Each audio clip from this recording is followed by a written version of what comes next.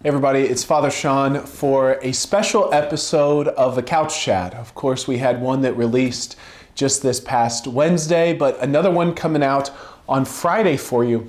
And that's because, the Couch Chats over the end of the year, we're talking about the merger. If you remember, we kind of had those meetings in September and October, the last one being on October 1st. And then we were preparing for the merger of our four parishes into the Holy Face of Jesus Parish. And so I get to announce and let you know and inform you that on Tuesday, March the 19th, the Solemnity of St. Joseph, Archbishop Schnurr signed the decree of merging our four parishes into the Holy Face of Jesus Parish. And that's effective July 1st of this year, 2024. And so I've got the decree here in my hand. So the first thing is just to maybe talk about reactions, right? Because I could imagine people are kind of all over the board, right? Because some people might be really excited, right? To say, this is great, this is exciting. We've been working together for all of these years, and now it's official that we're working together as a single parish. Some people might be relief, like, gosh, we've been talking about this forever. At last we'll be talking about something else, right? This ability to kind of move on and get with maybe more exciting things in parish life than like canonical structures and all that. I know that's one of the things going on inside me. Other people might be indifferent, like, all right, what's the big deal? We're still going to be able to have Mass. We're still going to baptize, still going to have CCD, teach the faith, all that sort of stuff. All right, cool, whatever. Right? And people are indifferent. I've heard that from people. And then there could be people who are disappointed, right? I imagine there are some that like, man, I just hope this wouldn't have happened, or this is a mistake or whatever. All of those different reactions that people could have. And I was thinking about a conversation I had a few weeks, or maybe it was a few months ago now, with a parishioner who said, this isn't like exciting things, right? It's not really a great news that parishes are being merged, because it means either there's not enough priests or it means there's not enough people. Like, none of this is like what all of us hoped we would be doing, right? Priests included, right? Not exactly the ideal thing of what we wanted to be doing with our life. But this parishioner said, but it makes sense, right? We're gonna make this work. It can work, can see the benefits. And he was mentioning just how dedicated he is to making this work. And I thought, okay, that's a good attitude of, well, maybe this isn't exactly how we'd want things to be, but it makes sense as to why this would be the case, and we can really make this work. And I think those are some wise words. So that's basically the what, right? So the Archbishop has decreed that our four parishes would be merged effective July 1st, which we've been talking about that date for some months now. So it shouldn't be too surprising to anybody. And let's see, what else? So I guess from here, I just wanted to walk through the decree. So the decree will be posted on our website, and we're going to print out copies and put it near the doors this Sunday at Mass. So if anybody wants a hard copy, you can have it there. And so I thought from here, though, I'll walk through the decree. So maybe it's just to explain it, right? Just so kind of sort of transparency, and so that you know what it's about, what it says, and what it means. So it's a 4-page document, this decree of merger. Also, if you don't care about this, feel free to stop the video. That's what it, nobody has to watch this. But if you're curious as to what this says, you can read it yourself, or I can explain it to you, or you can do both. Kind of interesting on my account, so. Anywho, so the decree starts with a little bit of history. So it talks about our four parishes, when the four parishes were founded, when the current church buildings were built, and then how we started sharing pastors, we started combining resources and ministries, and having a shared pastoral council. So basically the history of how we've worked together, when our founding was, and how we've worked together. So then the next paragraph on the bottom of the first page talks about how we recommended this. Myself, pastoral council, finance committees talked about this, and how it seemed to be a fitting arrangement. And then how the Archbishop discussed this with the Presbyteral Council on February 5th, 2024. So that was the body, the group of official advisors to the Archbishop who recommended this to the Archbishop after hearing kind of the facts in the letter and what was presented with them. They got a big, thick binder of all of our presentation materials, statistics. There was a lot of material that was given. So I have a smile on my face because I'm going back and thinking all that we did to compile and all the years of work that went in, and proud of a lot of people who did a lot of good work. So the Presbyteral Council was consulted in this, which the Archbishop has to do anytime he's combining parishes or creating new parishes in the diocese. So then the decree talks about the 6 motivations or the just cause for merging our 4 parishes into one. So we'll just briefly go through those 6 just causes. The first would be the decline in sacramental practice. This is the unfortunate reality that I think all of us know. Number of baptisms have gone down. Number of those attending Sunday Mass over the last 25, 30, probably especially 50 years has gone down. The second reason is that the church asks that each pastor only have 1 parish. So currently I'm the pastor of 4 parishes, and this is kind of a normal thing, but in the archdiocese right now. But the church recommends only having 1 parish. So since there's not enough pastors, priests who are available to be pastor, to name to all 200 some parishes in the archdiocese, at least in our parishes, the 1 pastor will only have 1 parish when we're merged. Also, the third reason that we've worked effectively over the past decade to establish a high level of ministerial and social cooperation, and we've begun to use our resources more effectively. So there's already this work happening of using and combining resources so we can serve more effectively. So that's a timing thing. So this isn't right out of the blue. This isn't going to jostle too many things all at once. This is just kind of, we've been building towards this. Also, in the future, this will help administrative and burdens with the unification. That's the fourth reason. So in the future, there'll be less budgeting, there'll be less accounting, everything will be more streamlined so we can focus on the work of evangelization, really. Also, it'll foster stability. That's the fifth reason in the local Catholic Church. Think about, we've been wondering, all right, what's going to happen? What should we do? Are things going to close? You know, all of these different things. So with this decree of merger, there'll be stability, right? There will just be, we won't have to have these discussions as to, well, what do we do next? Is something going to close or whatever, that there'll be stability in our area of the Catholic Church. And then there'll be an opportunity for enhanced collaborative ministry, better utilization of our clergy and lay personnel. And so we can focus more on evangelization. That's the sixth reason. So similarly, less focus on administration because there's less administration to do, which can then give more focus on bringing the good news of Jesus Christ to all of God's people. And that's the paragraph after that, just kind of summarize that.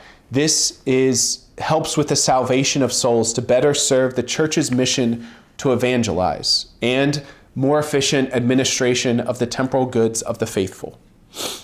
So then the next paragraph is basically the official decree. So the Archbishop writes, "Therefore, in virtue of my office as diocesan bishop, in accordance with Canon 515, Section 2 of the Code of Canon Law, I hereby decree the extent of union by merger of St. Joseph Parish Wapakoneta, St. John Parish Freiburg, Immaculate Conception Parish Bakens, and St. Lawrence Parish Rheine, canonically erecting the new parish under the title Holy Face of Jesus Parish." So that's basically the paragraph of uniting our parishes into the Holy Face of Jesus Parish. So then the next part of the decree basically kind of details how this is going to happen. And so the first thing is about temporal goods and finances. So it says that all of the intentions of the donors must be followed. So let's say somebody gave money to the stained glass windows at St. Lawrence. It's got to stay for the stained glass windows. Somebody gave to the Faith Center, somebody gave to the AC at St. John, or somebody gave to the pipe organ at Immaculate Conception. It's got to stay with that. It can't be used for anything else. And even if we weren't merging, that would be the case. If, it was a standalone parish and somebody gives money for a new roof, you can't say, you know what, we need new pews instead, right? Got to follow the intention of the donors. And then the next sentence talks about how all of the temporal goods are now belong to the Holy Face of Jesus Parish. So that would mean candlesticks. That also means finances are in this one parish.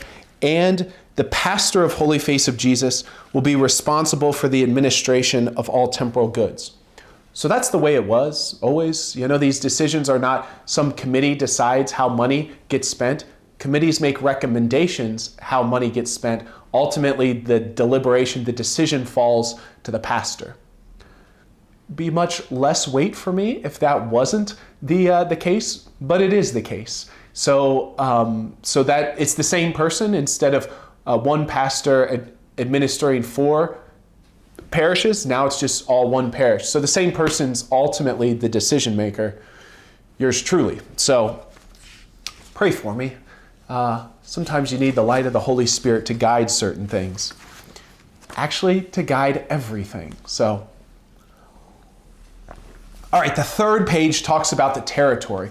So we've discussed this in the past, that a parish is a geographic territory, and so it delineates the parish boundaries of our new parish.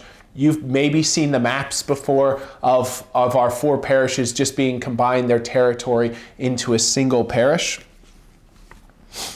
So then after the territory, it says, I further decree that St. Joseph Church will be the parochial church of the Holy Face of Jesus Parish, and St. John the Evangelist Church, Immaculate Conception Church, and St. Lawrence Church will all continue to function as subsidiary churches. So they'll still continue to function as things would have, just in church law. One of them has to be designated the parochial church. You won't see any difference in the day-to-day life of how things go.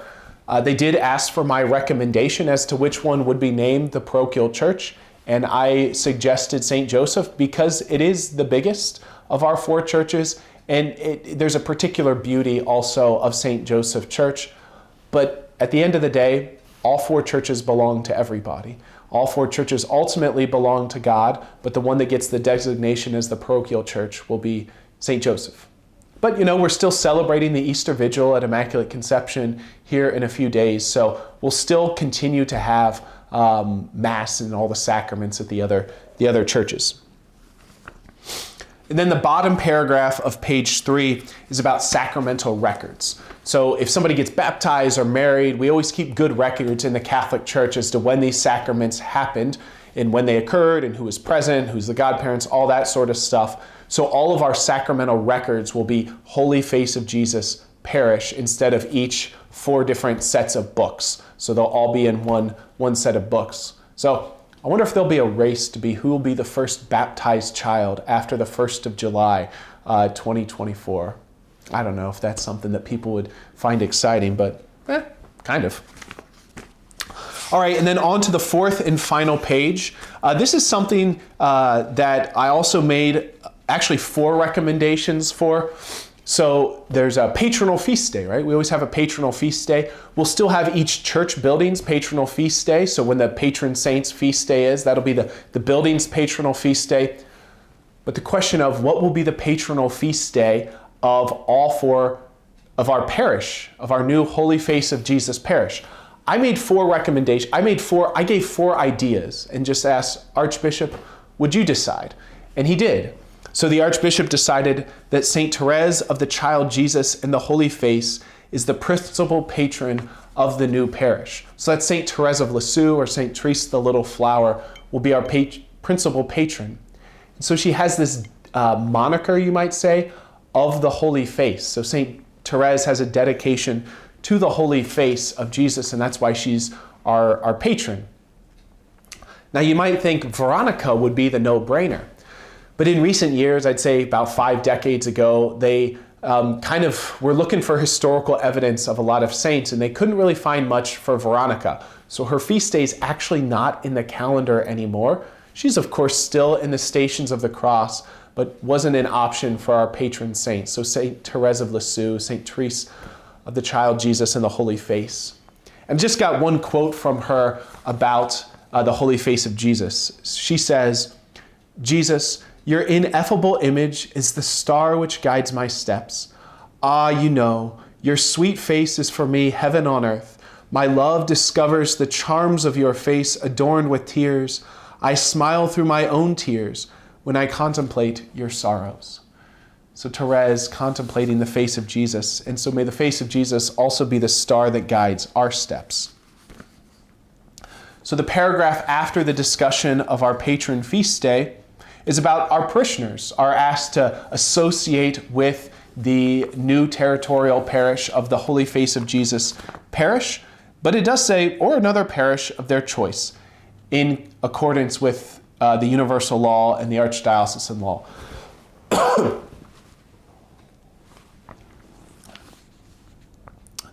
So, then then here's something worth reading. The rich history and legacy of the former parishes is to be held in high esteem and rightly honored. So, we don't exist in a vacuum, right? We're not going to act like everything good began on July 1st, 2024, and we're going to forget the past. That's not what we're called to do. We have this high esteem and rightly honored for the rich history and tradition of these four parishes.